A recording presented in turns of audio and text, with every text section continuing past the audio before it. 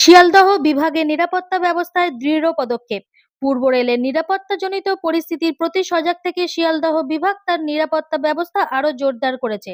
Railway সুরক্ষা বাহিনীকে high অ্যালার্টে রাখা হয়েছে এবং গোটা বিভাগের নিরাপত্তা ব্যবস্থা আরো কঠোরভাবে কার্যকর করা হয়েছে।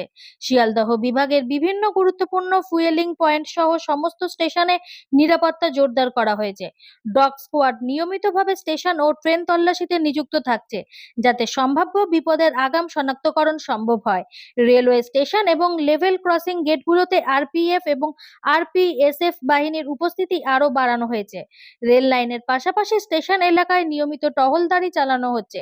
যাত্রীদের মালপত্র স্ক্যানার ও হ্যান্ডহেল্ড মেটাল ডিটেক্টরের সাহায্যে পরীক্ষা করা হচ্ছে। অতিরিক্ত ভিড়যুক্ত স্থান যেমন PRS counter, clock room, waiting হল, টয়লেট এবং কনকোর্স এলাকাগুলিতে বিশেষ নজরদারি রাখা হয়েছে।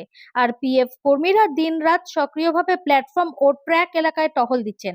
শিয়ালদহ বিভাগের ডিআরএম শ্রী রাজীব সাক্সেনা জানিয়েছেন, আরপিএফ শিয়ালদহ যাত্রীদের নিরাপত্তার ব্যাপারে সম্পূর্ণরূপে প্রতিশ্রুতিবদ্ধ।